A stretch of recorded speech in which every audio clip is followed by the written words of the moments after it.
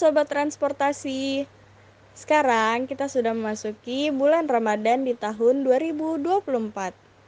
Ada nih salah satu tradisi yang sering dilakukan di bulan Ramadan.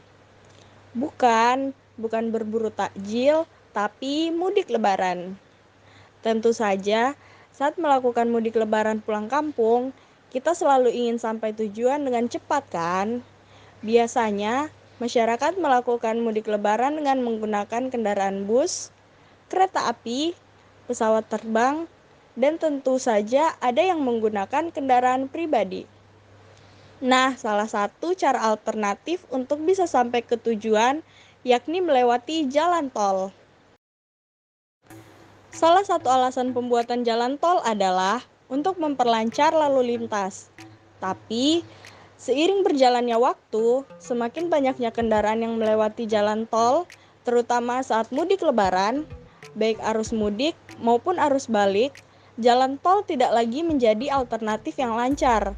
Justru jalan tol yang mengalami kemacetan. Di Indonesia, puncak arus mudik ke Jawa didominasi oleh kendaraan pribadi dan kendaraan umum yang mengarah ke arah Pantura melalui koridor Cipali. Sedangkan pemudik yang mengarah ke arah Pantura, Bandung, dan Cikampek mulai memasuki tol Jakarta Cikampek. Kita akan mengambil salah satu contoh kasus pada tol Jakarta Cikampek. Antrian kendaraan mudik lebaran pada tahun 2023 kemarin mulai terlihat pada kilometer 48 tol Jakarta Cikampek. Temuan arus dari tol layang MPZ dan jalur bawah menjadi salah satu penyebab kemacetan. Sistem kontraflow masih diberlakukan mulai dari kilometer 47 sampai kilometer 72 gerbang tol Cikatama. Meski rekayasa lalu lintas sudah diberlakukan, kemacetan parah tetap terjadi di kilometer 72 tol Cipali arah Cirebon.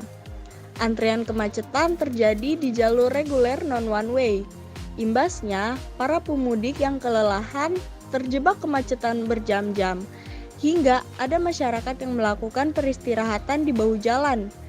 Terdapat sejumlah pemudik yang mengaku sudah berangkat sejak dini hari mulai dari wilayah Tangerang, namun pada pukul 8 pagi belum juga sampai ke tempat tujuan.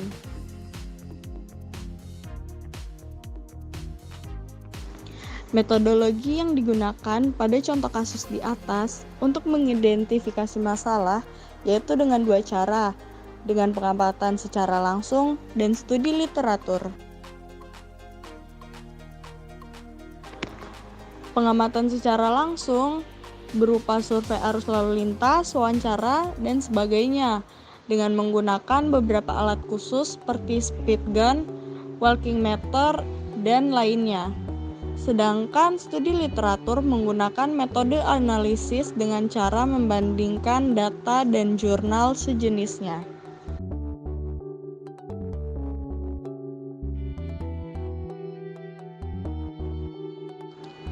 Dari hasil analisa kelompok kami, ada beberapa faktor penyebab kemacetan yang sering terjadi di jalan tol. Yang pertama, peningkatan volume kendaraan akibat aktivitas pemudik. Yang kedua, kurangnya infrastruktur, baik infrastruktur yang tidak mampu menampung volume lalu lintas kendaraan, kurangnya pintu tol, maupun infrastruktur pendukung lainnya.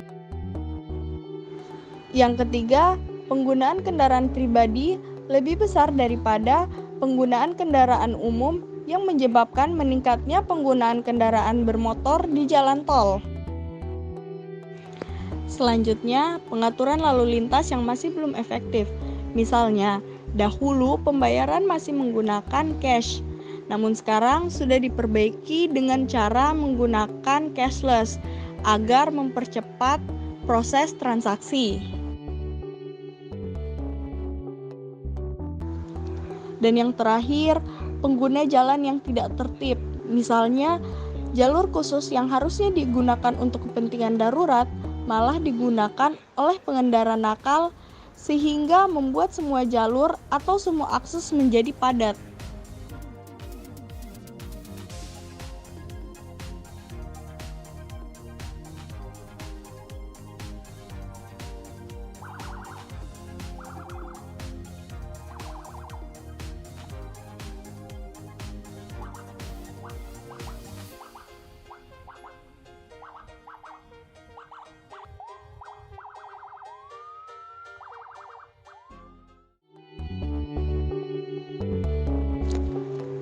Dari contoh kasus di atas, maka bisa disimpulkan bahwa diperlukan kerjasama dari berbagai pihak, yaitu pemerintah, operator jalan tol, dan masyarakat pengguna jalan tol.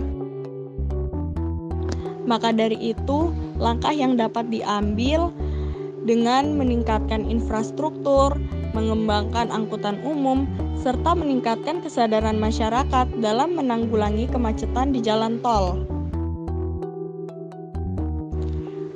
Selain itu, perlunya pengaturan lalu lintas yang baik guna mempersiapkan peningkatan volume kendaraan di jalan tol pada saat musim mudik Lebaran. Sekian penjelasan dari kelompok kami mengenai contoh kasus kemacetan yang ada di jalan tol Jakarta Cikampek. Semoga kemacetan yang ada di Indonesia di hari-hari biasanya atau hari-hari mudik dapat diatasi agar berkendara dapat lebih aman, nyaman, dan lancar. Jangan lupa like, komen, subscribe, dan share. Sekian dari kami. Terima kasih. Bye-bye.